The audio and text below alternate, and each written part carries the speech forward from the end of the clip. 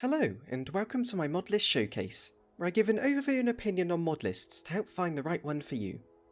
This time, we are looking at Lost Legacy, created by Great Padinsky, and released for Skyrim Special Edition. And yes, it works if you have the Anniversary Edition as well. The version I've been playing on is version 1.2, released on the 24th of July 2023, and you can check on the list Discord linked below for any changes and updates. As for what this list is, the description reads, Lost Legacy is a full-on power fantasy mod list, with a massive amount of new quest mods, over 5,000 Legacy of the Dragonborn museum displays, vibrant high fantasy visuals, and optional survival mechanics, with a performance mode available on top.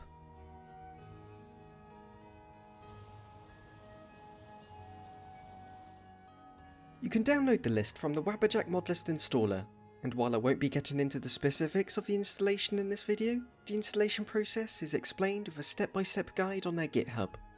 You can also watch my Wabberjack explanation guide video if you want to know the basics. So, with 1,300 mods, you'll need 287GB of storage for the download, although you can delete around 100GB of that from the download folder once it's done. And after it's installed, you can get playing right away. Although there is an optional configuration guide for if you want to tweak stuff like the mod menus and the overall performance.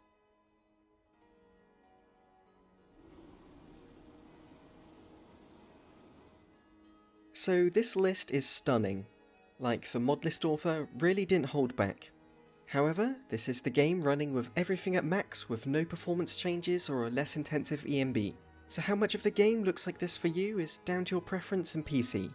But as for what the list includes, Volkvanger is mixed with a number of other grass mods to coat the world in a thick flora.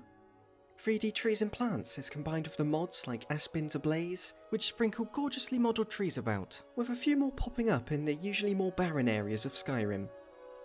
As for the weather, the Lux series of mods is combined with cathedral weathers and numerous other sky mods to give it a modern look. But the towns and cities stand out the most to me, as you've got so many mods and I can't even list them all, so just look at them here. These are all the mods expanding settlements, and it feels like a true game changer. Each city looks like a bustling place housing hundreds of people, and the simple settlements now look like actual small communities in the wilderness. And all these sit atop 2K textures from the mods like Skyrim 2020, Skyland AIO, and Tamrielic textures. Although the guide does say you can disable them if you want to save performance. Which leads me to my next point. Performance is pretty difficult to talk about, because there's a lot you can tweak. With these specs here, I ran at 1440p with everything maxed out, and for most places I hold between 50 to 60 FPS. But when I get to dense towns and cities, I do notice a 10 to 20 FPS drop, depending which direction I look. So while it was still playable, I always favour FPS, and so I played around with the performance changes. Here it is with the performance mods on, and yeah, there's a noticeable dip in quality, but it still looks great, and with a nice 10 to 20 FPS boost overall. And by default, the vibrant Pycho EMB is enabled, which I personally love, but you can choose to swap it out for one of many in the mod manager, including more performance-friendly EMBs, or you can just turn it off altogether. So if you're wondering whether you can run this list, it's hard to say, so it's worth searching the list Discord for people with similar specs of your own and seeing what performance options they used. But if you have a medium range PC, then I'm sure you'll be fine. It just may require a look at the performance guide. And finally, as for bugs, I didn't encounter any myself, and from what I've seen, people seem to be having a pretty bug-free experience. But the 1.2 update is this new big update for it, so I'm sure they're there somewhere, but I know the list author is updating and fixing stuff as frequently as they can.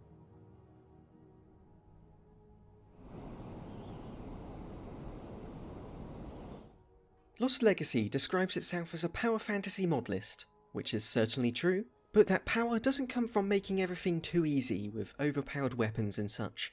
The power comes from the sheer amount of customization options available, and choosing how to mix and match certain attributes to best suit your character. And of course, a large part of this comes from the perk mod, Vokrinator, which is a blend of the popular Vokri and Ordinator perk mods. With these combined, it offers a huge perk tree, which you can see here. And many of the perks are more than just simple stat buffs, as they provide new gameplay options and allow you to craft incredibly unique builds. In fact, there's so many new perks that a whole new perk tree menu had to be added. It's something that can seem pretty overwhelming at first, but if you take the time to find perks which complement one another, you'll stumble into fascinating new playstyles that change the entire game. In a similar vein, many of the popular Ian Siam mods are included. I hope I said the name right, I'm never quite sure. But those mods are Sun Assist, which adds 120 new enchantments, Thunderchild, which adds 29 new shouts in a meditation system, Winter Sun, which implements an in-depth religion system with benefits for worshipping a deity, Growl and Sacrosanct, together reworking werebeasts and vampire playstyles to be more balanced with new perks. Moving on, the Experience mod is used for leveling, so you'll only gain XP from exploring, completing quests and killing monsters, rather than the usual leveling from your skills. Lawbringer allows you to claim bandit strongholds for a faction of your choice, preventing bandits from coming back. New races are included, such as dwarves, snow elves and fox people, which are kinda lore friendly, like you can find them mentioned at some points, but also you can just ignore them if it's a problem for you. Morrow loot and open world loot are combined to make powerful items harder to find, and loot scales depending on a dungeon's difficulty. Trade and barter changes merchant prices based on location, race, relationship and so on. And finally, there are more survivally immersive type mods, like Campfire and Immersive Diseases, plus the Sunhound mod can be switched on if you so wish. It adds the basic survival mechanics like eating, sleeping and weather effects, which can all be tweaked to your liking. And while this isn't a hardcore mod list, it's still nice to have the option for a little more challenge. Plus I'll speak more on the optional mods at the end in the add-on section.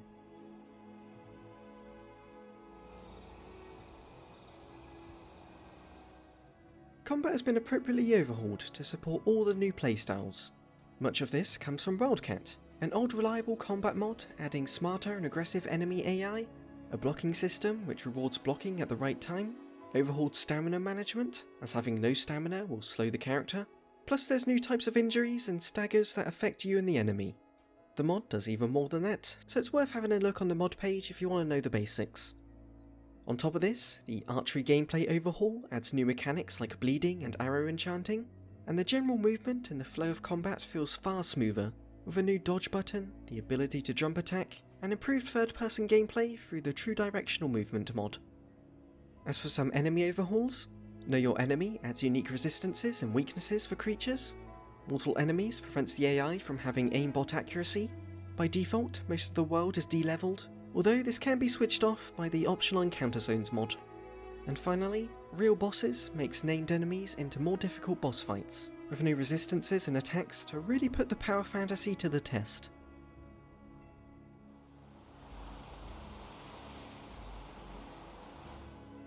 Legacy of the Dragonborn is the big piece of additional content, which has almost been around for 10 years at this point.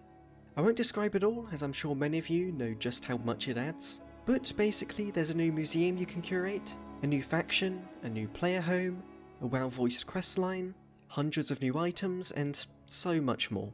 And what I love about it is that you could choose to revolve an entire playthrough around the mod, or just ignore it if you so wish. Although, in this list, Legacy of the Dragonborn does tie into another great quest mod, Moonpath to Elsewhere, as you'll be asked to explore the Khajiit Desert in search of artifacts.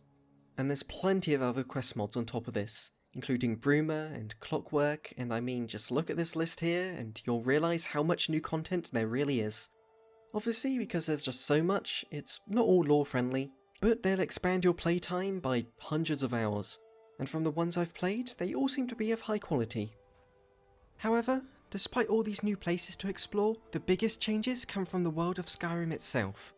I've already mentioned the new towns and cities, but it can't be understated just how fresh and new the landscape feels.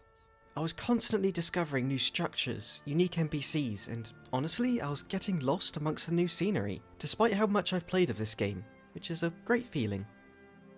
And lastly, I'll give a mention to the Anniversary Edition content, as most of it you won't get to play with this list, but the stuff that Bethesda offer for free, like fishing and the Saints and Seducers quest, are supported.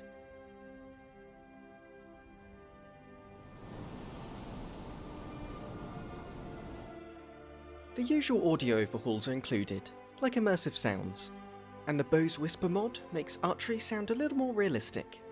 But as for the new music, by default no new tracks are added, but you can enable a couple of music mods in the optional mods section, which I think is the best way to handle new music honestly. and have a listen to the audio for yourself.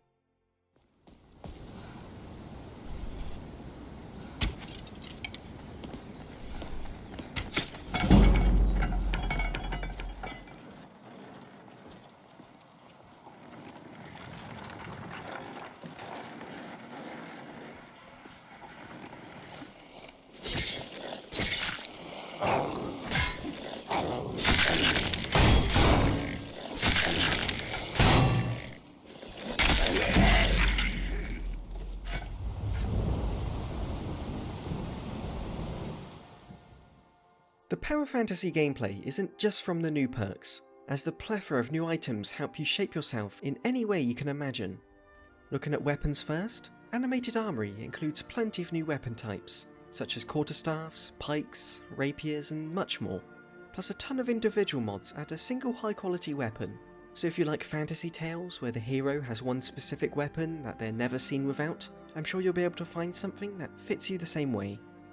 And of course this idea continues onto armours, with a huge amount coming from the mod author Gearshout.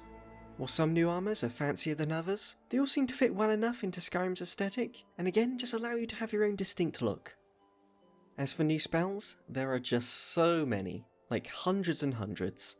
There's Apocalypse, Triumvirate, Forgotten Magic Redone, Astral Magic 2, Arcanum and even more. So paired with the new perks, you can be incredibly creative as a mage.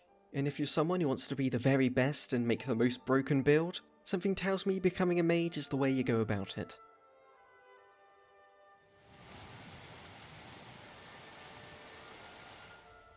For some extra points to talk about, most fan favourite followers are included, such as Lucian, Inigo, Shirley, Ori and more.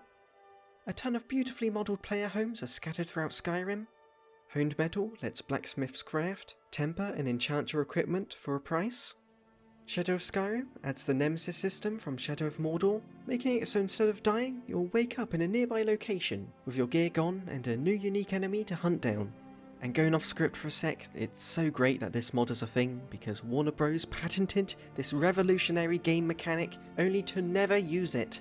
It's insane and it just drives me mad. Although, it's not as revolutionary as this final mod, which allows you to combine a cheese slice and a cheese wedge into a full cheese wheel. Incredible.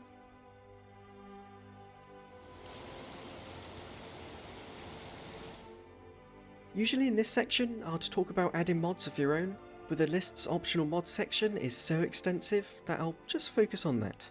But, as always, do remember that if you add any mods of your own, the mod author and their Discord won't be offering any help if it goes wrong. Anyway, there's just loads of mods that you can switch on and off, and some of them can be pretty game changing. For example, the Serena Dialogue add-on is a huge overhaul for Serena, with a new voice actor and thousands of lines of dialogue. Valhalla Combat can be switched on to offer stuff like execution takedowns. Precision will add weapon trails and hit reactions when attacking enemies. And a personal favourite of mine, there's Skyrim Souls RE, which prevents the game from pausing when you enter menus. And there's a bunch more on top, like Sky Shards, Quick Look, Realistic AI Detection, and Nazimization, which, does this. So if you're going into this list already familiar with a lot of mods, definitely give this section of the mod manager a look.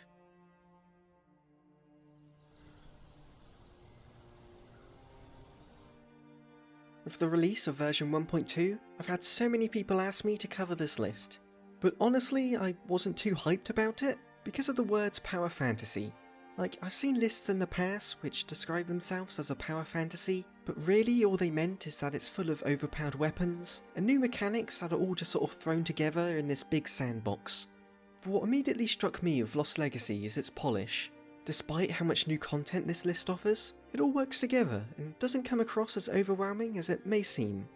The sheer amount of customization is insane, and the builds you can create just seem limitless. It really shows how limiting default Skyrim is. Like, sure, you can get creative with it, but most of the time it feels like this character build is good with two-handed weapons, or this character build is good with a bow. Whereas this list feels more like high-level Dungeons and Dragons, where sure, your class is proficient in a certain type of fighting, but there's so many options as you level up with subclasses and feats and so much stuff that the build feels way more personal and unique to you alone. And again, using D&D as a reference, with Lost Legacy you can certainly min-max and create insanely powerful characters. But if you like to roleplay and enjoy a challenge like me, this list can certainly offer that as well. As, you know, you can simply pick perks that sound cool, rather than what perfectly fits together with everything else. So, all this sits on top of the stunning visuals, new quest mods, and a ton of optional content that can shape the list into anything that suits your playstyle, and it makes Lost Legacy into one of the most impressive lists out there. And absolutely worth a go if you've played Skyrim a bunch and you feel the need for more variety and new adventures. Thank you for watching. If you enjoyed the video, I'd really appreciate it if you gave it a like, as it helps the channel grow, and smash that subscribe button and ding the bell. Yep, I'm terrible at telling people to support me, but thank you to people who do support me on my Patreon. That's Ter Aura, Jaden Shaw, Janice, Jake Carlo, Dweezil P. Pants, Rook, Alec Bentley, Jack Ma, and Christian Howell. All your contributions are so helpful. I'm actually moving house at the moment, and that costs so much money. It's really drained the old bank account. So all your contributions are such a big help, and it makes it so I can afford to spend time creating these videos. So thank you so much. And I also have a Ko-fi account if you want to give a little one-time donation. And thank you everyone, and farewell.